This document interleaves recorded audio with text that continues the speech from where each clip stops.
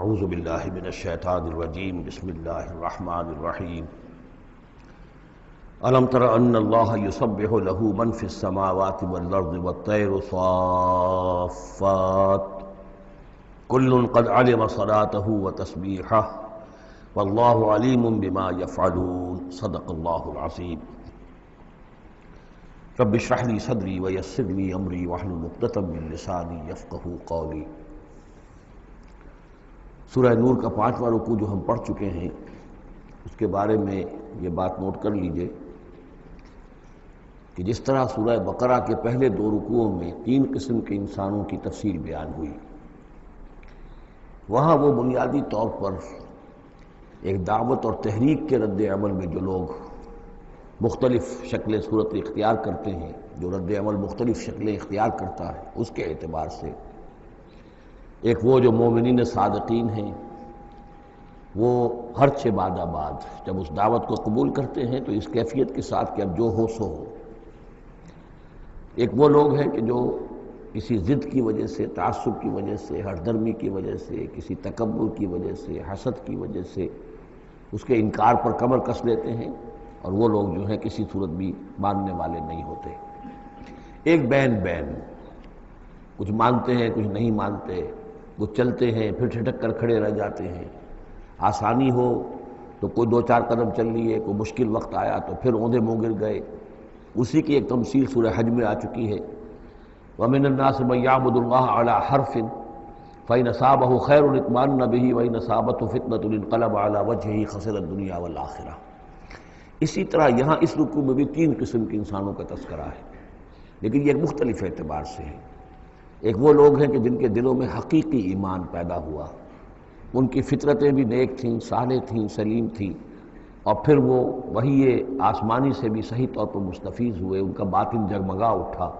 اور ان کے دلوں میں نیکی حقیقی معنی میں پیدا ہو گئی، اور اس کے لیے جو ایک نقشہ ہے ان کے سیرت و کردار کا وہ بھی کھینچ دیا گیا۔ ایک وہ لوگ ہیں کہ جن کے اندر سرے سے دنیا پرستی اور دنیا ہی کی شہوات اور خواہشات اور لذات، اس کے سوا کسی شے کا کوئی گزر ہی نہیں، وہ بالکل اس کے برعکس ہے۔ پہلے نور علی نور اور دوسرے ظلمات بعضها فوق بعض۔ کوئی جھوٹ موٹ کی نیکی بھی نہیں، کوئی ملمے کی نیکی بھی نہیں، ان کا مال ہے تو صرف اپنی ہی عیاشیوں کے لیے ہی، اپنے ہی جو بھی ان کے تعیش ہے اسی میں خرچ ہو رہا ہے۔ لہذا یہ وہ لوگ ہیں کہ وہ ایمان سے بھی محروم اور کسی جھوٹ موٹ کی نیکی سے بھی ان کے ہاں کسی نور کا سرے سے گزر ہی نہیں۔ ظلمات بعضها فوق بعض، اور اس کے لیے تمثیل دی گئی ہے کہ گہرے سمندر کے اندر جو اندھیرا ہوتا ہے، ایبسولوٹ ڈارکنس، کہ رات بھی ہے، اوپر بادل بھی ہے، اور جو ہے موج پر موج چڑھی ہوئی ہے، تو ایبسولوٹ ڈارکنس۔ ایک فرینچ امیر البحر تھا جو اسی آیت کو پڑھ کر ایمان لے آیا تھا، اس کی ساری عمر گزری تھی سمندروں کے اندر، اور وہ جانتا تھا کس قسم کی ڈارکنس ہوتی ہے وہاں۔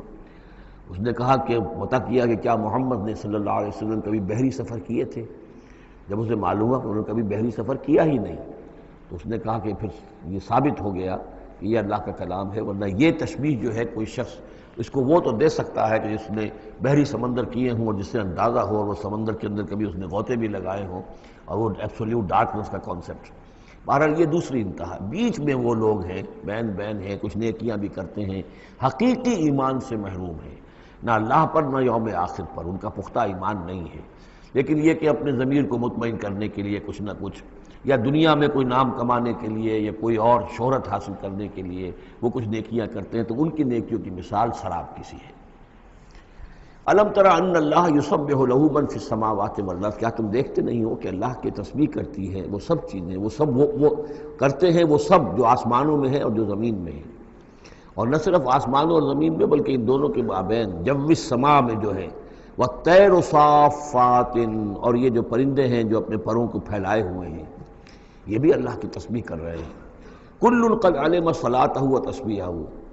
ہر ایک کے علم میں ہے، ہر ایک نے جان لی ہے اپنی نماز، اپنی صلاۃ اور اپنی تسبیح۔ یہ وہی بات ہے جو سورہ بنی اسرائیل میں آ چکی ہے، وَإِن مِّن شَيْءٍ إِلَّا يُسَبِّحُ بِحَمْدِهِ وَلَٰكِن لَّا تَفْقَهُونَ تَسْبِيحَهُمْ، کوئی شے نہیں ہے اس کائنات میں جو اللہ کی تسبیح و تحمید نہ کر رہی ہو، لیکن تمہیں اس کا شعور نہیں ہو سکتا۔ واللہ علیم بما یفعلون، اور جو کچھ وہ کرتے ہیں اللہ کے علم میں ہے۔ وَلِلَّهِ مُلْكُ السَّمَاوَاتِ وَالْأَرْضِ، اور اللہ ہی کے لیے ہے آسمانوں اور زمین کی بادشاہی، وَإِلَى اللَّهِ الْمَصِيرُ، اور اللہ ہی کی طرف لوٹ جانا ہے۔ الم تر ان اللہ یسجی سحابا، کیا تم دیکھتے نہیں ہو کہ اللہ تعالیٰ ہانک کر لاتا ہے بادلوں کو؟ کہاں سے ہوائیں لے کر چل رہی ہیں بادلوں کو؟ کہیں تو بے آف بنگال سے وہ اٹھی ہیں مانسون کی ہوائیں، اور کہاں تک پہنچ جاتی ہیں؟ پاکستان تک۔ ان اللہ یسجی سحابا ثم یؤلف بینہ، پھر ان بادلوں کو آپس میں جوڑ دیتا ہے، ثم یجعلہ رکاما، پھر ان کو تہ بر تہ کر دیتا ہے۔ اب یہ تہ بر تہ کا معاملہ جو ہے، دیکھیے ہوائی سفر جس نے کیا ہے اسے اس کا تجربہ ہوتا ہے۔ جب جہاز چڑھتا ہے تب بھی وہ جب بادلوں کے اندر سے گزرتا ہے تو صاف نظر آتا ہے، ایک تہ، اس کے بعد پھر خلا ہے، پھر ایک اور تہ، پھر خلا ہے، پھر ایک اور تہ، اترتے ہوئے بھی اسی طریقے سے تہ بر تہ بادل۔ رکامن فتر الودق یخرج من خلالہ، تو تم دیکھتے ہو کہ بارش برستا ہے ان دونوں، ان کے بین سے، ان کے بیچ سے برستی ہے بارش، پانی برستا ہے۔ وَيُنَزِّلُ مِنَ السَّمَاءِ مِن جِبَالٍ فِيهَا مِن بَرَدٍ، اور اللہ تعالیٰ اتارتا ہے آسمان سے وہ پہاڑ بھی کہ جن میں وہ اولے ہوتے ہیں، یعنی یہ کہ اولے جو آ رہے ہیں زمین پر تو معلوم ہوتا ہے کہ جیسے ان کے بھی کوئی پہاڑ ہے آسمانوں کے اندر۔ فَيُصِيبُ بِهِ مَن يَشَاءُ، تو اللہ تعالیٰ یہ اولے برسا دیتا ہے جس پر چاہتا ہے، یعنی جس کی کھیتی برباد اللہ کو کرنی ہوتی ہے کسی سبب سے، اس کی کھیتی کے اوپر یہ اولے جا کے برس جاتے ہیں۔ وَيَصْرِفُهُ عَن مَن يَشَاءُ، اور ان کا رخ پھیر دیتا ہے جس سے چاہتا ہے۔ ایسا بھی ہوتا ہے بعض اوقات کہ بالکل ایک کھیت جو ہے وہ بالکل تباہ و برباد ہو گیا ہے، اور برابر کا کھیت بالکل ٹھیک ہے، اس کے اوپر کوئی اولا نہیں گرا۔ یکاد ثنا برقہ یذھب بالابصار، اور اس کی جو بجلی کی کوند ہے وہ اس قریب ہے کہ وہ لوگوں کی نگاہوں کو اچک کر لے جائے۔ یقلب اللہ اللیل والنہار، اللہ تعالیٰ عدلتا بدلتا رہتا ہے دن اور رات کو۔ ان فی ذلک لعبرۃ لاولی الابصار، یقیناً اس میں دھیان کرنے کا اور سبق سیکھنے کا اور عبرت حاصل کرنے کا مواد ہے ہوش مندوں کے لیے، آنکھ والوں کے لیے، دیکھنے والوں کے لیے۔ واللہ خلق کل دابۃ من ماء، اور اللہ نے بنائی ہے ہر جاندار چیز اس زمین کے اوپر پانی سے۔ فمنہم من یمشی علی بطنہ، اب ان جانداروں میں سے جو زمین میں اللہ نے بنائے ہیں وہ بھی ہے کہ جو اپنے پیٹ کے بل پر چلتے ہیں، یہ ریپٹائلز جن کو ہم کہتے ہیں، ریپٹائلز ہیں جو اپنے پیٹ کے بل پر چل رہے ہیں۔ منہم من یمشی علی رجلین، اور ان میں وہ بھی ہیں کہ جو دو ٹانگوں پر چلتے ہیں۔ اب ہم بھی انہی میں سے ہیں، اور باقی شمپنزی اور گوریلاز بھی ہیں، اور بھی ایسے ہوں گے کہ جو دو ٹانگوں پر چلتے ہوں۔ وَمِنْهُمْ مَنْ يَمْشِي عَلَى أَرْبَعٍ، سب سے زیادہ کثیر تعداد جو ہے وہ زمینی حیوانات کے اندر ان کی ہے کہ جو چار پر چلتے ہیں۔ یخلق اللہ ما یشاء، اللہ تعالیٰ پیدا کرتا جو چاہتا ہے۔ ان اللہ علی کل شیء قدیر، یقیناً اللہ تعالیٰ ہر چیز پر قادر ہے۔ اب کافی عرصے کے بعد منافقین کا تذکرہ قرآن مجید میں ہو رہا ہے، چونکہ یہ ہم نے سورہ یونس سے لے کر اور سورہ مومنون تک جو 14 صورتیں پڑھی ہیں ان میں تو سارا معاملہ تھا مشرکین عرب سے، کفار سے، مشرکین سے، ساری بحث ان سے تھی۔ کہیں کہیں گفتگو کا رخ جو ہے وہ اہل کتاب کی طرف ہوئے سخن، بغیر انہیں باضابطہ خطاب کیے ہوئے، اور یا پھر تیسرا خطاب حضور سے ہے ذاتی، اور حضور کی وساطت سے اہل ایمان کے ساتھ، اور ابھی وہاں نفاق کا کوئی اس قسم کا موجود نہیں تھا معاملہ کہ منافقین کے ساتھ کوئی رد و قدا ہوتی۔ لیکن یہ تو چونکہ سورہ نازل ہو رہی ہے سن 6 ہجری میں، یہ گویا کہ یوں سمجھیے کہ عین مدنی جو دور ہے اس کا عین وسط ہے، بالکل سن 11 میں حضور کا انتقال ہوا ہے، تو سن 6 یوں سمجھیے کہ ان دونوں کے بالکل وسط کے اندر ہے، یہ بالکل درمیانی دور ہے مدنی دور کا۔ یہاں پر اب تذکرہ ہو رہا ہے منافقین کا۔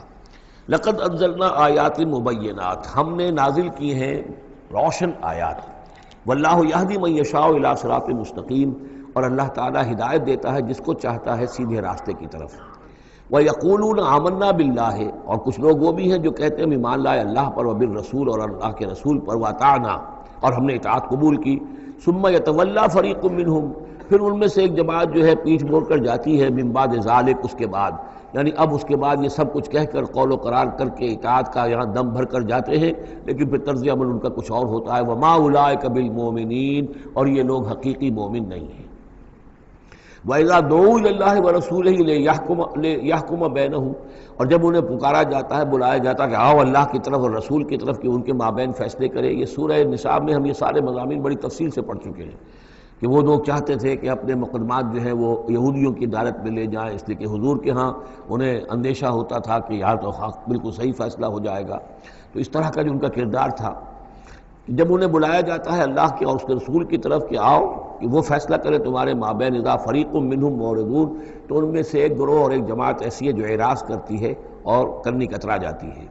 وَإِن يَكُن لَهُمُ الْحَقُّ يَأْتُوا إِلَيْهِ مُذْعِنِينَ، اور اگر ان کو معلوم ہو کہ حق ہمارے ساتھ ہے، یعنی ہم حق پر ہیں اس مقدمے میں،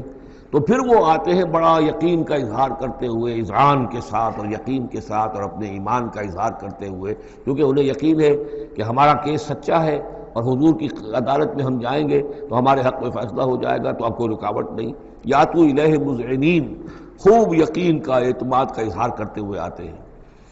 افی قلوبہم مرض، کیا ان کے دلوں میں روگ ہے؟ ام ارتابوا، یا یہ شکوک میں مبتلا ہو گئے ہیں؟ ام یخافون ان یحیف اللہ علیہم، یا انہیں یہ اندیشہ ہے کہ اللہ تعالیٰ جو ہے ان کے ساتھ ناانصافی کرے گا، ورسولہ، و اس کے رسول، بل اولئک هم الظالمون، نہیں بلکہ حقیقت میں یہی ظالم ہیں۔ ایمان کی اصل حقیقت سے چونکہ یہ محروم ہے، لہذا ساری غلطی ان کے اپنے کردار میں ہے۔ انما کان قول المؤمنین اذا دعوا الی اللہ ورسولہ لیحکم بینہم، جو حقیقی مومن ہوتے ہیں ان کو تو جب بلایا جاتا ہے اللہ کی طرف اور اس کے رسول کی طرف کہ وہ فیصلہ کرے ان کے مابین، تو ان کا قول تو یہی ہوتا ہے ان یقولوا سمعنا واطعنا، کہ وہ کہتے ہیں کہ ہم نے سنا اور ہم نے مانا، ہم حاضر ہیں، جو بھی فیصلہ محمد رسول اللہ کا ہوگا ہم اسے بصر و چشم تسلیم کریں گے۔ انما کان قول المؤمنین اذا دعوا الی اللہ ورسولہ لیحکم بینہم ان یقولوا سمعنا واطعنا واولئک هم المفلحون، اور یقیناً وہی لوگ ہیں جو پھر فلاح پانے والے ہیں۔ ومن یطع اللہ ورسولہ، اور جو اللہ کی اور اس کے رسول کی اطاعت کرتا ہے، ویخشى اللہ ویتقہ، اور اللہ کا خوف بھی رکھتا ہے اور اس کا تقوی اختیار کرتا ہے، فاولئک هم الفائزون، تو یقیناً وہی لوگ ہیں کہ جو کامیاب ہونے والے ہیں۔ وَأَقْسَمُوا بِاللَّهِ جَهْدَ أَيْمَانِهِمْ، اور وہ قسمیں کھا کھا کر کہتے ہیں، اللہ تعالیٰ کی قسمیں کھاتے ہیں اپنی امکانی حد تک، لئن امرتہم، اے نبی اگر آپ حکم دیں گے، لَيَخْرُجُنَّ، تو وہ لازماً نکل جائیں گے۔ آپ حکم دے دیا میں ہم حاضر ہیں، ویسے میری یہ مجبوری ہے، یہ میری تکلیف ہے، یہ مسئلہ ہے، ویسے آپ حکم دیں گے اگر تو میں بالکل حاضر ہوں۔ یہ آپ کو اب بھی معلوم ہوگا کہ ہماری جماعتی زندگیوں کے اندر یہ مسئلہ ہوتا ہے کہ کوئی امیر ہے، اس نے ایک بات کہی ہے، کھل کر اس نے کہہ دیا ہے کہ میں یہ چاہتا ہوں کہ معاملہ اس طرح کیا جائے۔ اب کچھ لوگ کرنے کتراتے ہیں، اچھا جی اگر آپ حکم دیں گے تو میں کروں گا۔ لیکن یہ کیا بات ہے، جب وہ امیر ہے آپ کا، وہ بات کہہ رہا ہے تو اس کی بات کو آپ حکم کیوں نہیں سمجھ رہے؟ اسی طریقے سے حضور صلی اللہ علیہ وسلم نے جب فرما دیا ہے کہ نکلنا ہے، اب دشمن کے مقابلے کے لیے نکلو، اب وہ آپ چاہتے ہیں پی پی کال کر کے حضور ایک ایک کی خوشامد کریں کہ آئیے آپ ضرور نکلیے، خدا کے لیے ضرور چلیے، یہ حضور کرنے والے نہیں ہیں۔ وَأَقْسَمُوا بِاللَّهِ جَهْدَ أَيْمَانِهِمْ، اور یہ اللہ کی قسمیں کھا کھا کر کہتے ہیں اپنی امکانی حد تک، لئن امرتہم، اے نبی آپ کا حکم ہوگا تو میں حاضر ہوں، لَيَخْرُجُنَّ، ہم ضرور نکلیں گے۔ قُلْ لَا تُقْسِمُوا، اے نبی ان سے کہیے تم قسمیں مت کھاؤ، طاعۃ معروفہ، معروف طریقے پر اطاعت اختیار کرو۔ تم نے اعلان کیا ہے کہ تم مجھ پر ایمان لائے ہو، تم نے اعلان کیا ہے کہ تم مجھے اللہ کا رسول سمجھتے ہو، اب جو میں کہہ رہا ہوں اسے قبول کرو، اختیار کرو۔ یہ کیا ہے کہ میں کسی کو ایک ایک کو علیحدہ علیحدہ حکم دوں؟ ان اللہ خبیر بما تعملون، یقیناً جو کچھ تم کر رہے ہو اللہ اس سے باخبر ہے۔ قل اطیعوا اللہ واطیعوا الرسول، اے نبی کہہ دیجئے۔ اب دیکھیے نوٹ کر لیجئے، سورہ نساء میں نے تفصیل سے آپ کو بیان کیا تھا کہ منافقین پر تین ہی چیزیں بھاری تھیں۔ نمبر ایک، حضور کی شخصی اطاعت کرنا۔ نمبر دو، جہاد اور قتال کے لیے نکلنا۔ نمبر تین، ہجرت۔ تین ایشوز کے اوپر بڑی تفصیل سے وہاں گفتگو ہو چکی ہے۔ یہاں اطاعت رسول کو جو ہے، جو پہلا مضمون تھا سورہ نساء میں، اسی کو زیادہ موقت کیا جا رہا ہے۔ قل اطیعوا اللہ واطیعوا الرسول، کہیے ان سے اطاعت کرو، اللہ کی اطاعت کرو، اس کے رسول کی صلی اللہ علیہ وسلم۔ فإن تولوا، پھر اگر یہ پیٹھ موڑ لے، اگر تم منہ پھیرو گے، اگر منہ موڑ لو گے، فإنما علیہ ما حمل، تو سن لو ہمارے نبی پر ذمہ داری ہے اس کام کی جو ہم نے ان پر ڈالا ہے۔ وعلیکم ما حملتم، اور تم سے باز پرس ہوگی اس کی جو تمہارے اوپر ڈالا گیا ہے۔ یعنی نبی نے جو ذمہ داری تھی اللہ کا دین تم تک پہنچایا، اللہ کے احکام پہنچا دیے، ان کا کام جو ہے اس پر ختم ہو گیا۔ اب اطاعت کرنا، اس کی تعمیل کرنا، اس کے حکم پر چلنا، اللہ کے دین کے لیے تن من دھن لگانا، اور یہ سارا کام تمہیں کرنا ہے۔ تو جو ان کی ذمہ داری ہے وہ ادا کریں گے، اور اللہ کے ہاں ان سے ان کے بارے میں سوال کر لیا جائے گا، اور جو تمہاری ذمہ داری ہے ظاہر بات ہے کہ اس کے جواب بھی تمہیں کرنی ہے۔ اس میں یہ بھی ہوتا ہے بسا اوقات کہ کسی شخص کو یہ گمان ہو جائے، ظاہر بات ہے میں نے آپ کو سنایا تھا کہ ایک شخص نے کہہ دیا تھا حضور سے، اے دل یا محمد، اے محمد عدل سے کام لیجیے صلی اللہ علیہ وسلم. بڑی گستاخی کے ساتھ اس نے کہا، گویا کہ الزام لگایا کہ آپ یہ جو صدقات کی جو تقسیم کر رہے ہیں یا مال غنیمت تقسیم کر رہے ہیں اس میں آپ عدل سے کام نہیں لے رہے. تو حضور نے بھی غصے میں جواب دیا تھا کہ انما عدل فلم یا عدل، اگر میں عدل نہیں کروں گا تو کون کرے گا. اسی طریقے سے ہو سکتا ہے کسی جماعتی زندگی کے اندر کوئی امیر ہے اور اس سے کوئی شخص یہ محسوس کرے اس کا ساتھی کہ مجھ پر زیادتی کی ہے انہوں نے، امیر نے زیادتی کی ہے. کوئی بات نہیں، امیر نے زیادتی کی ہے تو امیر اس کی جواب دہی اللہ کے ہاں کر لے گا، اللہ تعالیٰ کے ہاں جواب دہی ہو جائے گی. اور اگر ہو سکتا ہے اس کے کچھ جو بھی نیکیاں ہے وہ تمہارے حساب میں اللہ تعالیٰ درج کر دے، لینا دینا وہاں ہو جائے گا، ڈیبٹ کریڈٹ ہو جائے گا. لیکن اس کا مطلب یہ ہو کہ ناراض ہو کر بیٹھ رہا ہو کہ اب اپنی ذمہ داری ادا نہیں ہو رہی، تو پھر تو جواب دہی تمہاری ہو جائے گی اللہ کے ہاں، ایکسپلیشن کال تمہاری ہو جائے گی کہ ناراض ہو کر بیٹھ رہے ہیں کیونکہ انہوں نے میرے ساتھ یہ کیا ہے لہذا میں بس اب کام کچھ نہیں کروں گا. یہ تو گویا کہ ایک منفی طرز عمل ہے. تمہیں جواب دہی کرنی ہے اپنے فرائض کی، اپنی ذمہ داریوں کی. تو یہ جماعتی زندگی سے متعلق بعض بہت اہم ہیں جو مباحث اس سورہ مبارکہ میں آئے ہیں، اور ان میں سے بعض ہمارا جو منتخب نصاب نمبر 2 ہے جو اس سورہ مبارکہ کی آخری آیات ہیں وہ اس کے ایک درس کی حیثیت سے اس میں شامل ہیں. جو جماعتی زندگی جو ہے جب ایک جماعت بنانی پڑے گی، اگر دین کا کام کرنا ہے تو اکیلے اکیلے تو نہیں ہو سکتا. جماعت کا نظم ہو، ایک ڈسپلن ہو، ایک حزب اللہ وجود میں آئے جو سورہ مائدہ میں ہم دیکھ آئے ہیں فَإِنَّ حِزْبَ اللَّهِ هُمُ الْغَالِبُونَ.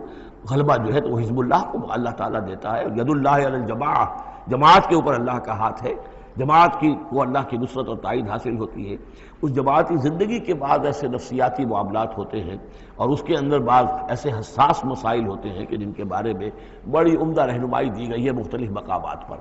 ان پر ہم نے پھر مرتب کیا ہے منتخب نصاب، مطالعہ قرآن حکیم کا منتخب نصاب نمبر 2. قُلْ اطیعوا اللہ واطیعوا الرسول فإن تولوا فإنما علیہ ما حمل.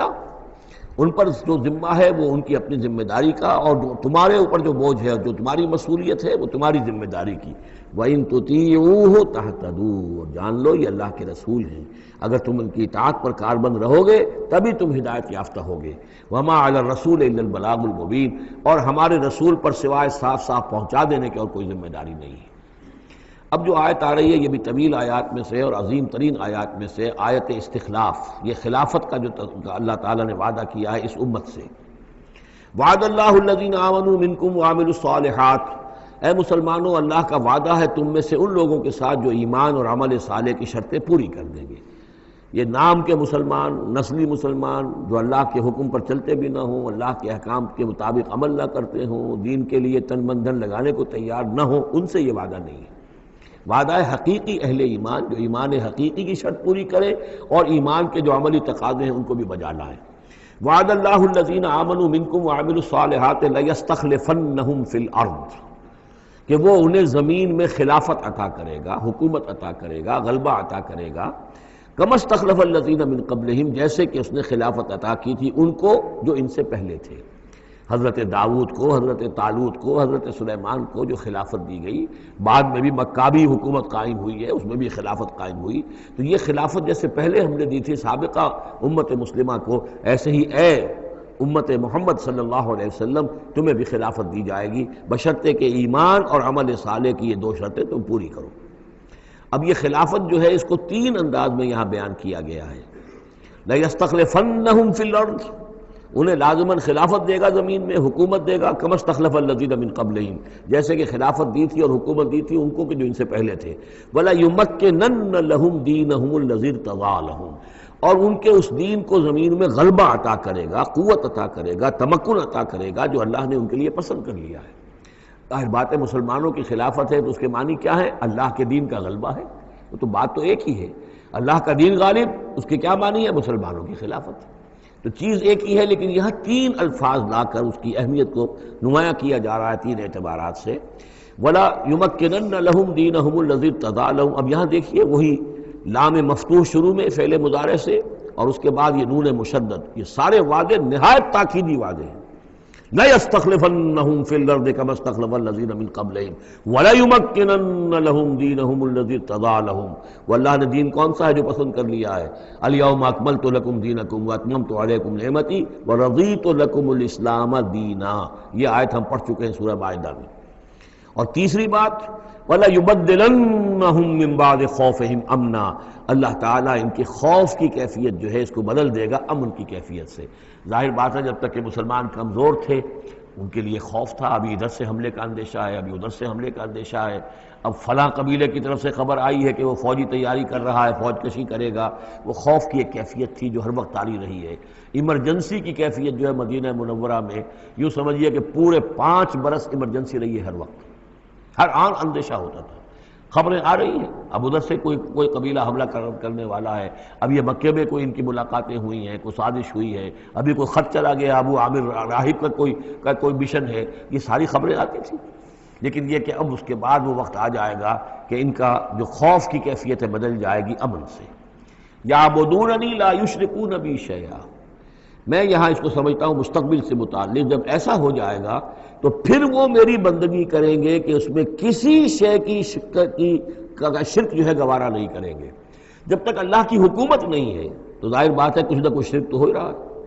اب ہم یہاں رہ رہے ہیں، پاکستان میں رہ رہے ہیں، اللہ کا دین تو قائم نہیں ہے، قانون کس کا ہے؟ اللہ کا تو نہیں ہے۔ تو گویا کہ ہم قومی اعتبار سے، اجتماعی اعتبار سے کفر اور شرک میں زندگی بسر کر رہے ہیں۔ ہاں ہمارا اپنا کوئی عقیدہ فرض کیجئے ہے بھی ٹھیک، بالکل مشرکانہ اوہام سے ہم نے اپنے آپ کو پاک کر لیا ہے،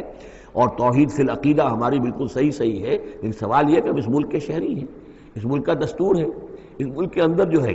اللہ کی حکومت اور اللہ کے قانون کی بالادستی نہیں ہے، تو اس کے کیا معنی؟ ہم بھی اس کے شہری ہونے کی حیثیت سے اس میں ملوث ہیں۔ تو یہ ہے کہ یہ توحید کامل اس وقت ہوگی جب یکون الدین کلہ للہ، جب دین کل کا کل اللہ کے لیے ہو جائے گا۔ عملاً توحید کی تکمیل اس وقت ہوگی۔ یعبدوننی، میری بندگی کریں گے، لا یشرکون بی شیئا، اور میرے ساتھ کسی شے کو شریک نہیں کریں گے۔ ومن کفر بعد ذلک فاولئک هم الفاسقون، اور جو اس کے بعد بھی کفر کریں تو پھر وہ تو فاسق ہیں، ناہنجار ہیں، سرکش ہیں۔ اس کے بھی دو معنی ہو سکتے ہیں، جب دین کا غلبہ ہو گیا پھر بھی جو کفر کرے وہ تو معلوم ہوا کہ اس کے اندر خیر سرے سے ہے ہی نہیں۔ ایک یہ ہے کہ باطل کا غلبہ ہے، باطل کے غلبے میں کسی بندہ مومن کے لیے ایمان لانا مشکل ہے، ایمان پر قائم رہنا مشکل ہے، اسلام پر عمل کرنا مشکل ہے۔ لیکن جب دین غالب ہو گیا ہو تو اب تو ظاہر بات ہے کہ اب تو ساری رکاوٹیں دور ہو گئیں۔ اب تو ایک شخص کی کسی کی اپنی فطرت ہی میں کجی آ چکی ہے، کوئی پرورٹڈ نیچر کا شخص ہے تبھی وہ رہے گا کہ جو اسلام سے دور رہے۔ ومن کفر بعد ذلک فاولئک هم الفاسقون، اور میرے نزدیک اس کا ایک مفہوم یہ بھی ہے کہ ہمارے ان 3 پختہ وعدوں کے بعد بھی جو شخص کمر ہمت نہ کس لے اور اس کام کے لیے کھڑا نہ ہو جائے، گویا کہ وہ ہماری بات کا کفر کر رہا ہے، انکار کر رہا ہے، اسے ہمارے ان وعدوں پر یقین نہیں ہے۔ ومن کفر بعد ذلک فاولئک هم الفاسقون، تو وہ تو گویا کہ فاسق ہے اور سرکش ہے اور ناہنجار ہے۔ اس آیت کو ذہن میں رکھیے، اور اس حدیث کو آج میں چاہتا ہوں کہ اس کا متن بھی آپ کو سنا دوں کہ اس کی خبر دی ہے محمد رسول اللہ صلی اللہ علیہ وسلم نے۔ تاریخی اعتبار سے تو یہ نوٹ کر لیجئے، یہ سن 6 ہی کے اندر، ابتدائی میں سن 6 کے یہ آیت نازل ہوئی۔ سن 6 ہی میں صلح حدیبیہ ہو گئی، انا فتحنا لک فتحا مبینا، گویا کہ اس آیت کا جو مصداق ہے وہ ظاہر ہونا شروع ہو گیا۔ سن 7 میں غزوہ خیبر ہوا، اللہ نے بہت بڑا مال غنیمت مسلمانوں کو دیا۔ سن 8 میں مکہ فتح ہو گیا۔ سن 9 میں موپنگ اپ آپریشن ہو گیا، اعلان کر دیا گیا حج کے اندر کہ آئندہ سے یہاں کوئی مشرک نہیں آئے گا، اور اب تمہارے لیے اتنی مہلت ہے، کوئی معاہدہ قائم نہیں رہے گا، جو معاہدے ہیں میعادی ان کی میعاد ختم ہوتے ہی معاہدہ ختم، اور جن کی میعاد کوئی نہیں تھی ان کے لیے ہم 4 مہینے کی میعاد مقرر کر رہے ہیں کہ اس کے بعد کوئی معاہدہ کسی مشرک سے نہیں ہے، جب یہ مدت ختم ہو جائے گی قتل عام شروع ہو جائے گا۔ یہ تو اللہ تعالیٰ کی طرف سے جزیرہ نماء عرب کے اندر دین کی تکمیل ہو گئی، خلافت قائم ہو گئی، اللہ کی حکومت قائم ہو گئی۔ جیسے حضرت داؤد خلیفہ تھے، یہاں حضرت محمد خلیفہ ہیں صلی اللہ علیہ وسلم، اس لیے کہ حاکم اب کون ہے؟ حضرت محمد صلی اللہ علیہ وسلم۔ اپنی زندگی میں تو حاکمیت جو بھی ہے آپ کے پاس ہے۔ اس کے بعد خلافت راشدہ میں پھر یہ خلافت کہاں سے کہاں پہنچی وہ آپ کو معلوم ہے، لیکن پھر ریورسل شروع ہو گیا۔ لیکن وہ حدیث میں آپ کو سنا رہا ہوں، حضرت نعمان ابن بشیر سے مروی ہے رضی اللہ تعالی عنہ، اور مسند احمد ابن حنبل میں یہ روایت ہے کہ حضور نے یہ فرمایا صلی اللہ علیہ وسلم، تکون النبوۃ فیکم ما شاء اللہ ان تکون، مسلمانوں تمہارے مابین نبوت موجود رہے گی جب تک اللہ چاہے گا کہ رہے، یعنی میں موجود رہوں گا بنفس نفیس تمہارے مابین جب تک اللہ چاہے گا۔ ثم یرفع اللہ اذا شاء یرفعها، پھر اللہ تعالیٰ اس کو اٹھا لے گا جب چاہے گا، نبوت کو اٹھا لے گا، یعنی میرا انتقال ہو جائے گا، تو ایک دور جو ہے وہ ختم ہو جائے گا۔ فرمایا ثم تکون خلافتا علی منہاج النبوہ، پھر خلافت ہوگی نبوت کے نقش قدم پر، نبوت ہی کے طریقے پر، ٹھیک وہی نظام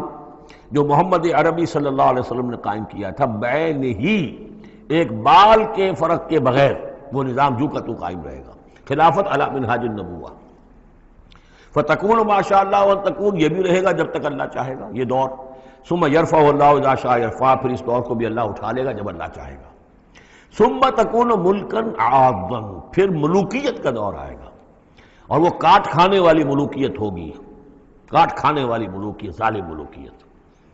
اور یہ بھی رہے گا جب تک اللہ چاہے گا، پھر اللہ اس کو بھی اٹھا لے گا۔ پھر چوتھا دور آئے گا ثم تکون ملکا جبریا، پھر غلامی کی ملوکیت ہوگی، یعنی یہ دور جو ہمارا گزرا ہے کولونیل دور، پہلے یہ کہ ملوک تھے، بادشاہ تھے، چاہے وہ بنو عباس میں تھے یا بنو امیہ میں سے تھے یا یہ کہ ترک تھے، مسلمان تو تھے، کلمہ گو تو تھے، ان میں کوئی نہ اچھا بھی ہوتا تھا، بہت اچھے لوگ بھی تھے، برے لوگ بھی تھے، لیکن مسلمان تو تھے، کلمہ گو تو تھے۔ لیکن چوتھا دور آیا کہ کہیں ہم انگریزوں کے غلام ہو گئے، کہیں ہم ولندیزیوں کے غلام ہو گئے، کہیں ہم فرانسیسیوں کے غلام ہو گئے، کولونیل پاورز۔ تو ہماری تو ملکہ معظمہ جو ہے ملکہ وکٹوریہ تھی، 1857 سے تو ہم ان کی رعایا بن گئے تھے، اس سے پہلے تو جو بھی تھی بہرحال ایسٹ انڈیا کمپنی جو تھی، لیکن یہ کہ بعد میں تو ہم براہ راست تاج برطانیہ کے غلام تھے۔ یہ چوتھا دور ہے جو تقریباً یوں سمجھیے کہ ابھی نصف میں پہنچا ہے، اس اعتبار سے کہ اگرچہ براہ راست وہ جو حکومتوں کا جو ہے جو یہاں پر تھا، جو بساط بچھی ہوئی تھی، وہ لپیٹ دی گئی ہے، لیکن ابھی مالیاتی اعتبار سے ریموٹ کنٹرول سے وہی قوتیں ہیں کہ جو آج بھی کنٹرول کر رہی ہیں ہمیں، یہ ریموٹ کنٹرول ہے۔ ابھی یہ چوتھا دور ختم نہیں ہوا ہے، پہلے یہ براہ راست آکوپیشن اور اپنی حکومتیں، اپنی فوجیں لا کر، اب یہ ہے کہ اس کے بغیر بائی پراکسی، چاہے ہمارے ہی آدمی بیٹھے ہوئے ہیں، لیکن اصل میں سارا جو ہے یہ مالیاتی جو ہے استعمار ہے، ایک نیا عالمی استعمار ہے۔ لیکن یہ استعمار جو ہے اس طرح کا کولونیل رول نہیں ہے کہ انگریز موجود ہیں، ان کی فوج موجود ہے، یا فرانسیسی فوج موجود ہے، یا اطالوی فوج موجود ہے، بلکہ یہ تو IMF اور ورلڈ بینک کا نظام ہے اس کے تحت، اور ملٹی نیشنل کمپنیوں کی۔ لیکن جو چوتھی جو خوشخبری کی بات ہے وہ یہ ہے کہ حضور نے فرمایا بالآخر یہ چوتھا دور بھی ختم ہو جائے گا، اور خوشخبری یہ ہے کہ ثم تکون خلافتا علی منہاج النبوہ، پھر دور آئے گا خلافت علی منہاج النبوہ کا۔ ثم سکت رسول اللہ صلی اللہ، اس کے بعد حضور خاموش رہے، اس لیے کہ اس کے بعد پھر دنیا کے خاتمے کا معاملہ ہے۔ وہ خاتمے کے بارے میں عرض کر چکا ہوں، ایک طویل عرصے تک تو پوری دنیا میں وہ خلافت علی منہاج النبوہ رہے گی، گلوبل، اس لیے کہ حضور نے یہ بتا دیا ہے کہ اب جب یہ خلافت علی منہاج النبوت کا نظام آئے گا تو کل روئے ارضی پر ہوگا۔ مسلم شریف میں روایت ہے، یہ حضرت ثوبان حضور کے ایک آزاد شدہ غلام تھے، جیسے کہ حضرت زید ابن حارثہ بھی حضور کے غلام تھے، آپ نے آزاد کر دیا تھا، اسی طرح حضرت ثوبان بھی ہے مولا، ان ثوبان مولا رسول اللہ صلی اللہ علیہ وسلم۔ اس میں روایت کیا ہے، حضور نے فرمایا ان اللہ زوالی الارض، اللہ نے میرے لیے ساری زمین کو لپیٹ دیا یا سکیڑ دیا، فرائے تو مشارقہا و مغاربہا، تو میں نے سارے مشرق دیکھ لیے زمین کے، سارے مغرب دیکھ لیے،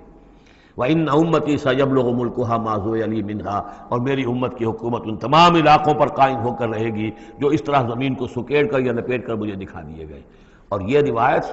صحیح مسلم کی ہے۔ اسی طرح کی ایک اور حدیث ہے حضرت مقداد بن الاسود سے رضی اللہ تعالی عنہ کہ اس روئے ارضی پر کوئی گھر اور کوئی خیمہ نہیں بچے گا، یعنی سیٹلڈ جو علاقے ہیں جہاں گھر ہیں، شہر ہیں، گھر بنے ہوئے ہیں، مکان بنے ہوئے ہیں، یا نومیڈک ٹرائبز جہاں بھی ہیں کہ وہ اپنے خیمے لے کے ادھر سے ادھر جاتے رہتے ہیں، نہ کوئی گھر بچے گا، نہ خیمہ جس میں اللہ کا دین داخل نہ ہو جائے، بعز عزیز اور ذل ذلیل۔ یا تو یہ کہ گھر اور خیمے والا اسلام قبول کرے گا، اسلام اس کے گھر میں داخل ہوگا، اس کا بھی اعزاز ہوگا، اور یا وہ گھر والا اسلام قبول نہیں کرے گا لیکن اسلام کی بالادستی جو ہے تسلیم کرنی پڑے گی۔ یؤتوا الجزیۃ عن ید وہم صاغرون، یہ جو ہم پڑھ آئے ہیں سورہ توبہ کے اندر، تو گویا کہ اس کے گھر میں بھی اسلام تو آ گیا لیکن وہ بدبخت جو ہے اسلام کی نعمت سے اور اس کے اعزاز سے محروم رہا۔ یہ ہے وہ خبر کہ جو ہے صحیح احادیث ہیں، اور یہ منطقی طور پر بھی سمجھ لیجئے کہ قرآن مجید میں یہ بات واضح کر دی گئی کہ حضور کو بھیجا گیا غلبہ دین کے لیے، 3 دفعہ فرمایا، سورہ توبہ میں ہم پڑھ چکے ہیں، 2 مرتبہ آگے اور آنا ہے، هو الذی ارسل رسولہ بالہدی ودین الحق لیظہرہ علی الدین کلہ، اور 5 مرتبہ فرمایا کہ حضور کو بھیجا گیا پوری نوع انسانی کے لیے۔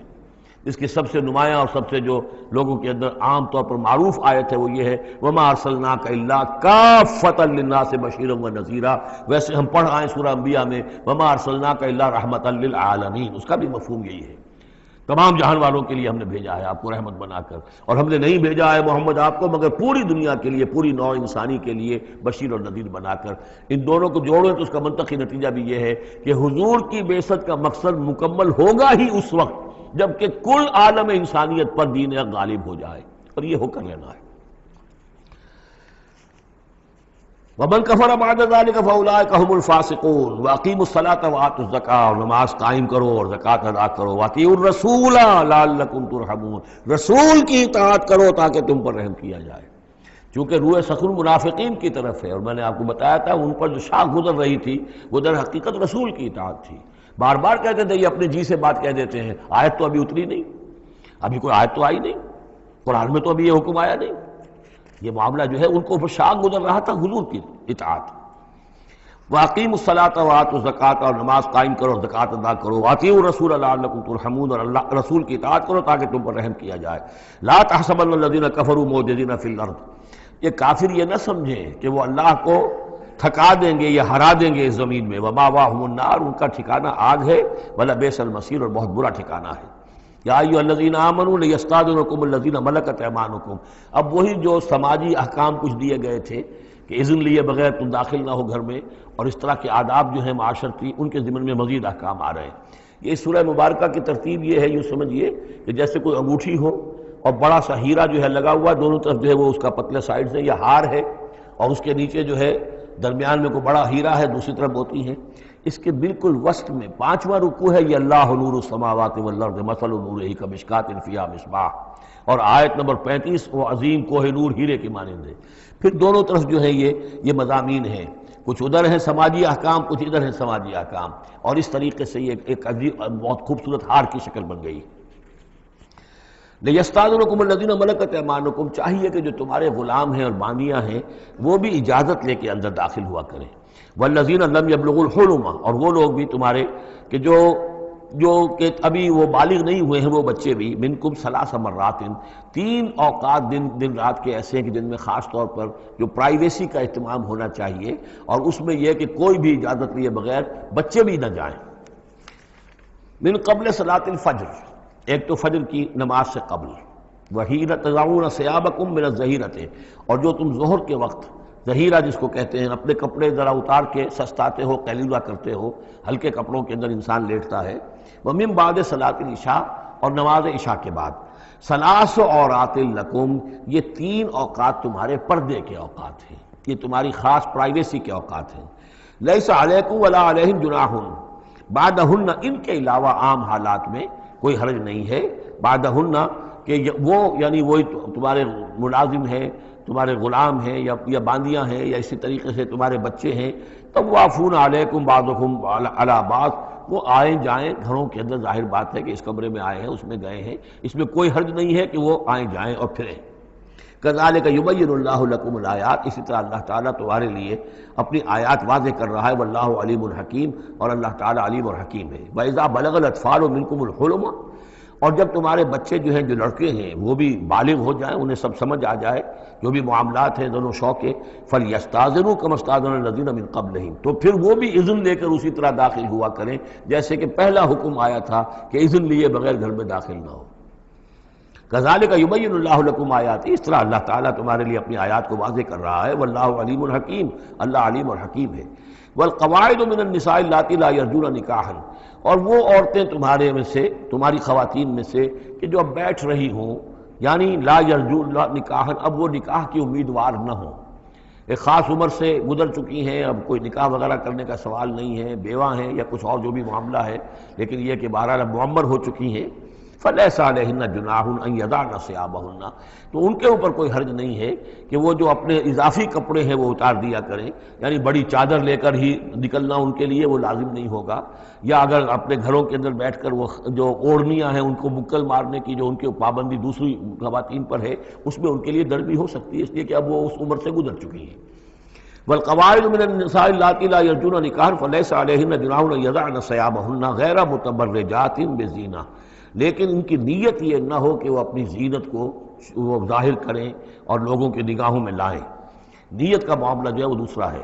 وَأَن يَسْتَعْفِفْنَ خَيْرٌ لَهُنَّ، اور اگر وہ اس معاملے میں احتیاط ہی کریں تو بہتر ہے، اس رعایت سے فائدہ نہ اٹھائیں تو بہتر ہے، اس لیے کہ شیطان جو ہے وہ ہر وقت طاق میں لگا رہتا ہے، نہ معلوم کس وقت اس کے دل میں کیا خیال پیدا کر دے۔ واللہ سمیع علیم، اور اللہ سب کچھ سننے والا اور جاننے والا ہے۔ لیس علی الاعمی حرج، اب چونکہ یہ جو احکام دیے جا رہے تھے تو اس معاشرے کے اندر ایسا بھی تھا کہ کسی خاندان کے ساتھ کچھ لوگ جو ہیں بیچارے، کوئی لنگڑا ہے، کوئی اندھا ہے، اپنے برادری کا ہے، اپنی رشتہ داروں میں سے، وہ بھی گھر میں رہ رہا ہے، وہ اپنی کوئی آزاد جو معاش اور آزاد جو ہے کوئی معاشرتی حیثیت کا اہل نہیں ہے، تو اب ان کے لیے کیا ہوگا؟ کیا یہ ساری پابندیاں جو ہیں اسی طریقے سے ان کے اوپر بھی پوری طریقے سے عائد کی جائیں گی؟ تو ان کے ضمن میں کہا جا رہا ہے کہ وہ اگر تمہارے گھروں میں رہے تو کوئی حرج نہیں ہے۔ لیس علی الاعمی حرج، کوئی کسی اندھے کے اوپر کوئی حرج نہیں ہے، کوئی تکلیف نہیں ہے۔ ولا علی الاعرج حرج، اور نہ ہی کسی لنگڑے پر، ولا علی المریض، اور نہ بیمار پر حرج، ولا علی انفسکم، نہ تمہارے اوپر کوئی اس میں کوئی تنگی ہے، ان تاکلوا من بیوتکم و بیوت آبائکم، کہ تم کھانا کھایا کرو اپنے گھروں سے، اپنے باپوں کے گھروں سے، اور بیوت امہاتکم، یا اپنی ماؤں کے گھروں سے، اور بیوت اخوانکم، اپنے بھائیوں کے گھروں سے، اور بیوت اخواتکم، یا اپنی بہنوں کے گھروں سے، اور بیوت اعمامکم، یا اپنے چچاؤں کے گھروں سے، اور بیوت عماتکم، یا اپنی پھوپھیوں کے گھروں سے، اور بیوت اخوالکم، یا اپنے ماموں کے گھروں سے، اور بیوت خالاتکم، یا اپنی خالاؤں کے گھروں سے، او ما ملکت مفاتحہ، یا یہ کہ جس کی کنجیاں تمہارے ہاتھ میں ہے، کارخانہ ہے، اس کے مالک ہی تم ہو، وہاں جاؤ اور وہاں پر جا کر کھانا پینا ہو تو کھاؤ، اور صدیقکم، یا تمہارے اپنے دوست ہیں اس کے گھر سے، لیس علیکم جناح ان تاکلوا، کوئی حرج نہیں ہے تم پر اس میں، ان تاکلوا جمیعاً، کہ سب مل کر کھاؤ، او اشتاتا، یا علیحدہ علیحدہ کھاؤ۔ اس کو خامخواہ بعض لوگوں نے عورتوں اور مردوں کے اوپر وہ جو ہے اس کا انطباق کر دیا ہے کہ چاہیں تو عورت اور مرد مل کر کھائیں اور چاہیں تو وہ علیحدہ علیحدہ کھائیں۔ یہاں مراد یہ ہے کہ بسا اوقات ایسے مواقع پر انتظار میں بڑی دقت ہوتی ہے، جیسے آج کل آپ کو معلوم ہے کہ ولیمہ ہے اور ٹائم دے رکھا ہے 9 بجے کا اور 12 بج رہے ہیں رات کے، لڑکی والے تو آئے نہیں ہیں اس لیے ولیمہ ہو نہیں سکتا، بیٹھے ہوئے لوگ سوکھ رہے ہیں، کیا ضرورت ہے؟ جو آئے ہیں وہ کھائیں اور جائیں۔ لہذا یہ نہیں ہے کہ سب کے سب جمع ہو کر ہی اور ایک ہی جمعیت ہو تبھی وہ کھائیں، بلکہ یہ کہ اپنی ضرورت کے تحت جیسے بھی ہو، اگر سب مل جل کر بیٹھ کر کھائیں تب بھی کوئی حرج نہیں، اور اگر علیحدہ علیحدہ گروپس کے اندر یہ کھا لیا جائے تب بھی کوئی حرج نہیں۔ یہ مجلسی احکام جو دیے جا رہے ہیں اس سے مراد یہ نہیں ہے کہ سطر اور حجاب کے احکام بھی یہاں پہ ٹوٹ جائیں گے، اور یہاں پر جو ہے گھریلو جو ہے اگر پارٹیز کوئی تھرو کی گئی ہیں تو اس میں کوئی پردے وردے کی حاجت نہیں ہے، اس میں مرد اور عورتیں جو ہیں وہ مخلوط طور پر شریک ہو جائیں، معاذ اللہ، یہ مراد نہیں۔ فَإِذَا دَخَلْتُمْ بُيُوتًا فَسَلِّمُوا عَلَىٰ أَنفُسِكُمْ، پھر جب تم گھروں میں داخل ہو تو اپنے آپ پر سلام بھیجا کرو، یعنی انفسکم سے مراد ہے گھر میں رہنے والے جو ہیں وہ تمہارے ہی میں سے ہیں، تمہارے رشتہ دار ہیں، عزیز ہیں، یا تمہارے اپنے گھر میں بھی داخل ہو تو السلام علیکم کہو۔ تحیۃ من عند اللہ مبارکۃ طیبۃ، یہ دعا ہے اللہ کے پاس سے، اللہ نے تمہیں سکھائی ہے السلام علیکم، اور یہ مبارک بھی ہے اور پاک بھی ہے۔ کذالک یبین اللہ لکم الآیات لعلکم تعقلون، اسی طرح اللہ تعالیٰ تمہارے لیے اپنی آیات کو واضح کر رہا ہے، کھول کر بیان کر رہا ہے تاکہ تم عقل سے کام لو۔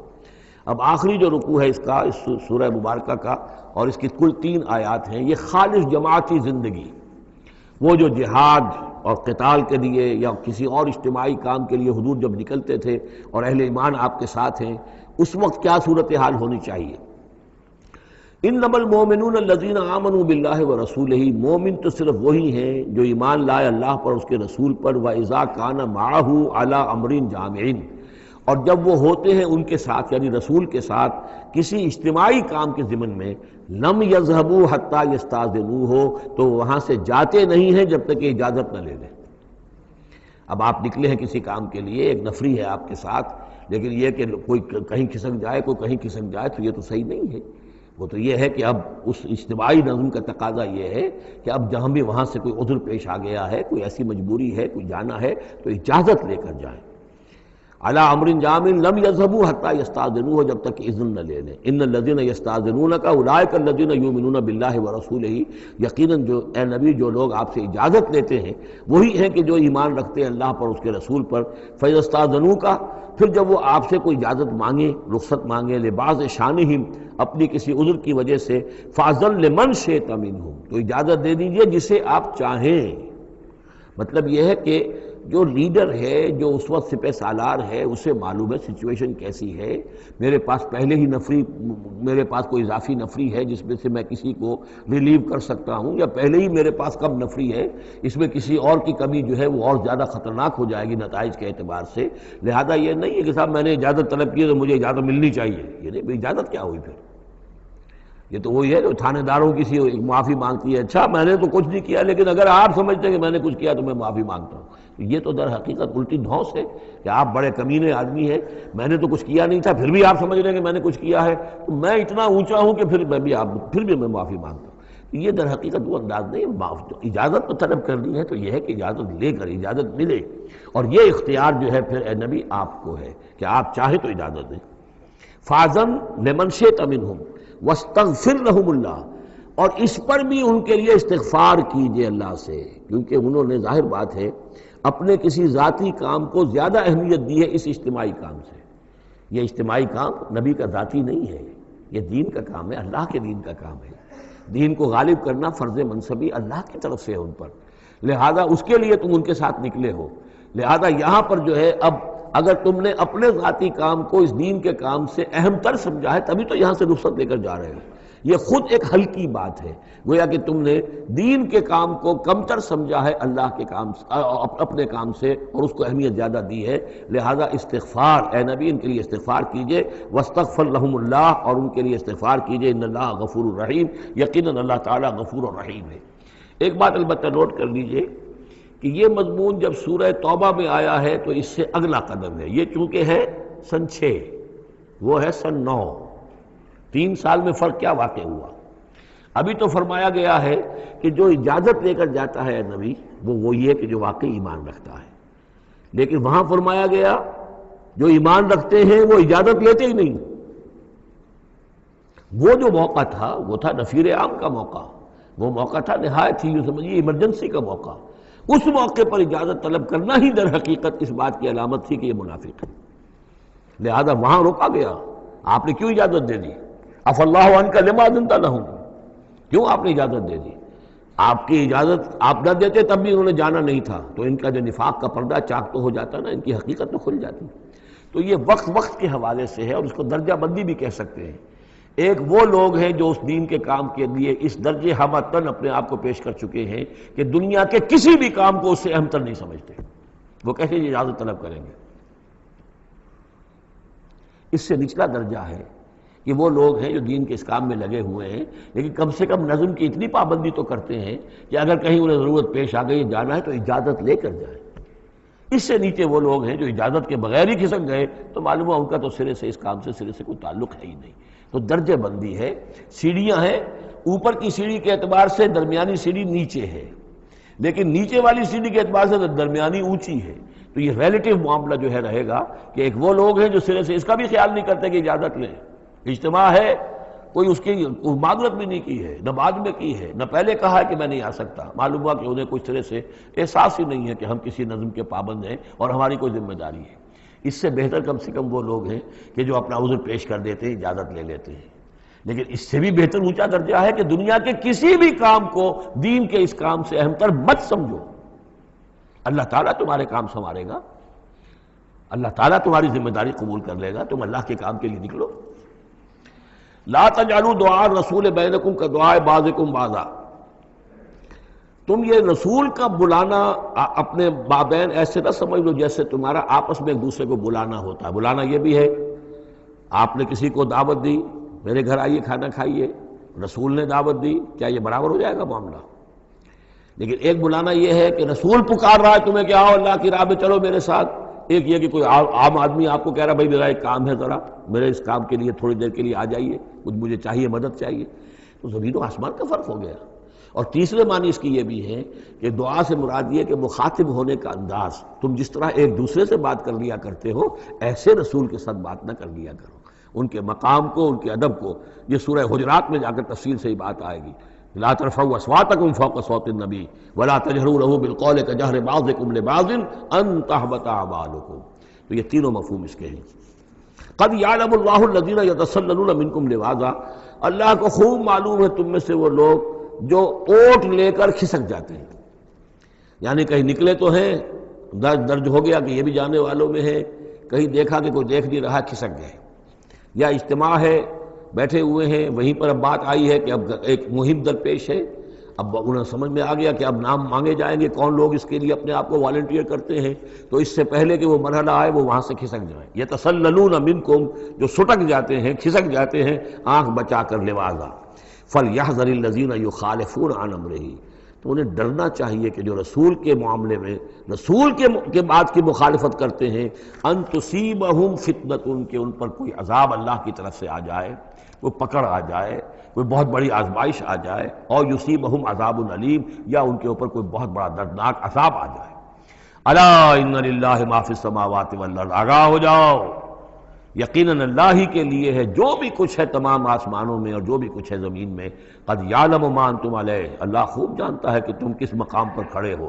تمہاری حیثیت کیا ہے، حقیقت کیا ہے، ایمان کتنا ہے، کتنے پانی میں ہو، تمہارے اعمال کیسے ہیں، ما انتم علیہ، جس حال میں تم ہو اللہ خوب جانتا ہے۔ وَيَوْمَ يُرْجَعُونَ إِلَيْهِ، اور جس دن کہ وہ لوٹائے جائیں گے اللہ کی طرف، فَيُنَبِّئُهُم بِمَا عَمِلُوا، تو اللہ تعالیٰ ان کو جتلا دے گا جو کچھ کے عمل انہوں نے کیے ہوں گے۔ واللہ بکل شیء علیم، اور اللہ ہر چیز کا علم رکھنے والا ہے۔ یہاں تیسرا گروپ جو ہے مکی اور مدنی صورتوں کا وہ ختم ہو گیا۔ مکی صورتیں 14، مدنی صرف 1، سورہ نور۔ اب یہ چوتھا گروپ شروع ہو رہا ہے، اور اس میں 8 صورتیں جو ہیں وہ مکی آئیں گی، جن میں سے 4 الف لام میم سے شروع ہوں گی، سورہ عنکبوت اور سورہ روم، سورہ لقمان، سورہ سجدہ، اور 4 جو ہیں یہ مختلف، ایک تو بغیر کسی حروف مقطعات کی ہے، یہ سورۃ الفرقان، یہ پہلی ہے، اور پھر 3 جو ہیں ان کے اندر مختلف جو ہیں آئیں گے حروف مقطعات۔ یہاں سے وہ گروپ اب شروع ہو رہے ہیں کہ جن کا مرکزی مضمون توحید ہے، اس لیے کہ اگرچہ ویسے یہ چوتھا گروپ شروع ہو رہا ہے، لیکن چونکہ مکی صورتوں کا تو یہ تیسرا ہی گروپ ہے۔ مکی پہلی صورت، پہلے گروپ کے اندر صرف سورہ فاتحہ ہے، وہ ویسے بھی مکی مدنی کی تقسیم سے بلند تر ہے، تو گویا کہ 2 جو پہلے گروپ آئے، جن میں سے پہلے میں صرف 2 مکی صورتیں تھیں، الانعام، الاعراف، دوسرے میں یہ 14 سورہ یونس سے لے کر مومنون تک، بلکہ ہاں مکی صورتیں۔ اب یہ تیسرا گروپ ہے سورۃ الفرقان سے لے کر اور سورہ سجدہ تک، یہ 8 صورتیں ہیں۔ اس کے بعد مدنی صورت آئے گی سورہ احزاب، اور سورہ احزاب مانوی اعتبار سے جوڑا ہے سورہ نور کا۔ بسم اللہ الرحمن الرحیم، تبارک الذی نزل الفرقان علی عبدہ لیکون للعالمین نذیرا، بڑی بابرکت ہے وہ ہستی جس نے کہ الفرقان نازل فرمایا اپنے بندے پر۔ یہ تیسری صورت ہے کہ جس کی مطلع میں پہلی آیت میں حضور کا جو تذکرہ ہے وہ عبد کی نسبت سے ہے۔ سورہ بنی اسرائیل، سبحان الذی اسریٰ بعبدہ لیلا من المسجد الحرام الی المسجد الاقصی۔ سورہ کہف، الحمدللہ الذی انزل علی عبدہ الکتاب، اور یہاں پر اب یہ تیسری صورت ہے تبارک الذی نزل الفرقان علی عبدہ لیکون للعالمین نذیرا، تاکہ ہو جائیں تمام جہان والوں کے لیے خبردار۔ اس قرآن کے ذریعے سے محمد الرسول اللہ کی رسالت ہے جو تا قیام قیامت جاری رہے گی۔ جس کو بھی قرآن پہنچ گیا، حضور کا انذار پہنچ گیا، وہ آیت یاد کر لیجئے سورہ انعام میں آئی تھی، قل اوحی الی ھذا القرآن لانذرکم بہ ومن بلغ، جس کو بھی قرآن پہنچ جائے، اب آگے پہنچانا امت کا کام ہے۔ الذی لہ ملک السماوات والارض، وہ کہ جس کے لیے ہے بادشاہی آسمانوں اور زمین کی، ولم یتخذ ولدا، یہ بہت یعنی مشابہ ہے سورہ بنی اسرائیل کی آخری آیت سے، اس نے کسی کو اپنی اولاد نہیں بنایا، ولم یکن لہ شریک فی الملک، اور نہ ہی اس کا کوئی ساجی ہے حکومت میں، حکومت کے اختیارات میں، حاکمیت میں، وخلق کل شیء، اور اسی نے ہر شے کو پیدا کیا، وہ خالق ہے تنہا، باقی سب مخلوق ہیں، فقدرہ تقدیرا، اور ہر شے کی پھر اس نے ایک اندازہ مقرر کر دیا ہے، ہر شے کے لیے ایک اندازہ ہے۔ واتخذوا من دونہ آلہۃ، اور انہوں نے اختیار کر لیے ہیں اس کے سوا ایسے آلہہ، ایسے دیوی اور دیوتا، لا یخلقون شیئا وہم یخلقون، جو کسی بھی شے کی تخلیق نہیں کرتے بلکہ وہ تو خود مخلوق ہیں، ولا یملکون لانفسہم ضرا ولا نفعا، اور نہ انہیں اختیار خود اپنے بارے میں کسی برائی کا یا بھلائی کا ہے، نہ کسی اچھائی کا اور نہ کسی برائی کا، ولا یملکون موتا ولا حیاتا ولا نشورا، نہ انہیں اختیار ہے موت کا، نہ اختیار ہے جینے کا، نہ اختیار ہے جی اٹھنے کا۔ وقال الذین کفروا ان ھذا الا افک افتراہ، اور کہا ان کافروں نے، یا یہ کافر کہتے ہیں کہ یہ کچھ نہیں ہے، یہ قرآن جو ہے یہ گھڑ لیا ہے اس کو اس محمد نے صلی اللہ علیہ وسلم، ان ہذا نہیں ہے یہ الا افک افترا ہو، بلکہ ایک افک ہے، گھڑی ہوئی شے ہے جس کو کہ گھڑ لیا ہے اس نے، وعانہ علیہ قوم آخرون، اور اس میں مدد کی ہے اس کی کچھ اور لوگوں نے۔ یعنی محمد کو یہ ساری معلومات تو نہیں ہو سکتی تھی، لیکن یہ کہ کچھ اور لوگ ہیں، کوئی نہ کوئی اس نے بنا رکھا ہے، کوئی پینل ہے کہ جو ان کو یہ ساری مدد دے رہا ہے اس تصنیف کے اندر، اس کتاب کی۔ قومن آخرون فقط جاؤ ظلم و زورا، تو انہوں نے بڑی ہی ظلم پر اور بڑے جھوٹ کے اوپر کمر کس لی ہے، انہوں نے اتنی ایسی بڑی باتیں جو کہی ہیں، یہ گویا کہ بہت بڑا جھوٹ ہے اور بہت بڑا افتراء ہے۔ وقالوا اساطیر الاولین، وہ کہتے ہیں کیا ہیں یہ پرانے قصے ہیں، پرانی باتیں ہیں، اکتتبھا، یہ انہوں نے لکھوا لیے ہیں کسی اور سے۔ اکتتبھا، کتب یکتب لکھنا، اکتتاب باب افتعال ہوگا، کسی سے کچھ لکھوا لینا، اکتتبھا، انہوں نے لکھوا لی ہیں چیزیں، فہی تملا علیہ بکرۃ واصیلا، اور یہ ان کو پھر ڈکٹیٹ کرائی جاتی ہیں، املا کرائی جاتی ہیں صبح شام۔ صبح شام کوئی آتا ہے، کوئی شخص ان کو بتاتا ہے، وہ پھر یہ یاد کر لیتے ہیں، اور صبح شام جو کچھ آتا ہے اس کو پھر آ کے ہمیں سناتے ہیں، دھونس جماتے ہیں کہ وہی آئی ہے۔ قل انزلہ الذی یعلم السر فی السماوات والارض، کہہ دیجئے اسے نازل کیا ہے اس ہستی نے جو جانتا ہے ہر چھپی ہوئی شے کو آسمانوں کی اور زمین کی، انہ کان غفورا رحیما، یقیناً وہ بخشنے والا اور رحیم ہے۔